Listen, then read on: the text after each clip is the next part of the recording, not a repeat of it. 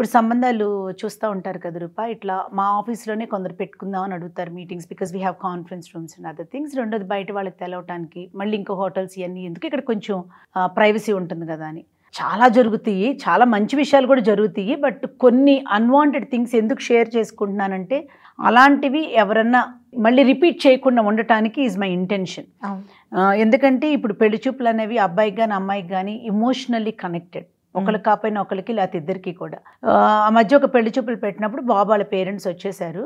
పాప వాళ్ళ పేరెంట్స్ కూడా వచ్చి, వాళ్ళ సిబ్లింగ్స్ కూడా ఎవరో వచ్చి, they were waiting for almost like 20-25 minutes. బాబు ఎంతసేపటికి రావటానికి ముందు వాళ్ళు చెప్పింది ఏంటంటే, మేము మొత్తం నలుగురు వస్తున్నాము, నేను మా వైఫ్, డ్రైవర్ని థర్డ్ పర్సన్గా అనుకుంటున్నా, మా బాబు వస్తున్నాడు అన్నాళ్ళు. బాబు పైకి రాకుండా వీళ్ళిద్దరే వచ్చారు.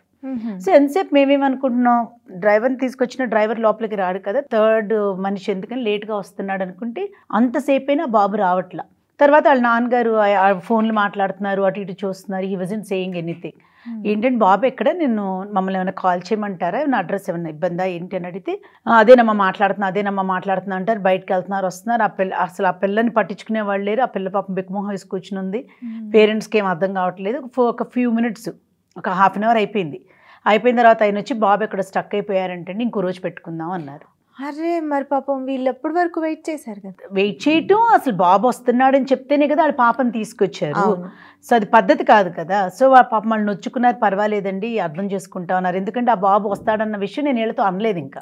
ఓకే. సో వీళ్ళు వెళ్ళిపోయారు. అసలు బాయ్ చెప్పకుండా ఆయన వెళ్ళిపోయారు. ఆవిడేమో ఏదో పాప ఫోన్లో తండ్రి కొడుకులకి ఏం జరుగుతుందో ఆవిడకి తెలియదు కదా. అమ్మ మళ్ళీ వస్తామని చెప్పి ఆ పాప భుజం మీద చేసి ఆవిడే వెళ్ళిపోయారు.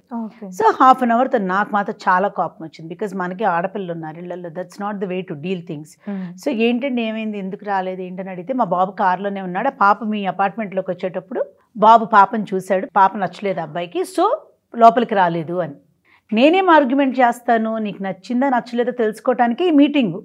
ఒక మర్యాద కన్నా నువ్వు ఆఫీస్కి వచ్చి కూర్చుని ఆ పాపతో చిన్న కాన్వర్జేషన్ చేసి నువ్వు వెళ్ళిపోయి ఆ తర్వాత నచ్చలేదని చెప్పాలి. అవును, అది ఫార్మాలిటీ ఒక్కటే కాదు రూపా, ఒక ఎదుటి మనిషికి నువ్వు ఇచ్చే మర్యాద, అదొక పద్ధతి. ఆ అమ్మాయికి అబ్బాయిని వచ్చుతాడని లేదు కదా, ఇది వన్ సైడెడ్ స్టోరీ కాదు కదా ఎప్పుడు కూడా.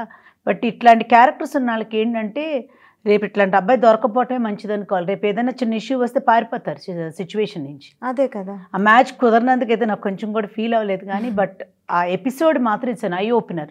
అవును, అది చాలా చాలా తప్పు, అట్లా చేయకూడదు. కొందరేమో ఇళ్ళకి వెళ్తారు, వాళ్ళ ఇంట్లో ఫ్యాన్లు వేసి కూర్చోబెట్టారు, ప్లాస్టిక్ కుర్చీలు ఉన్నాయి, లేకపోతే టేబుల్ ఫ్యాన్ పెట్టారు, లేకపోతే స్టీల్ గ్లాసుల్లో నీళ్ళు ఇచ్చారు, పనమ్మాయి తీసుకొచ్చి సర్వ్ చేసింది, ఇట్లాంటి సిల్లీ రీజన్స్తో మ్యాచ్లు బాగొట్టేసుకుంటారు. అవన్నీ ఒక ఎత్తు అయితే, ఇది ఇంకా విచిత్రమైన సిచ్యువేషన్.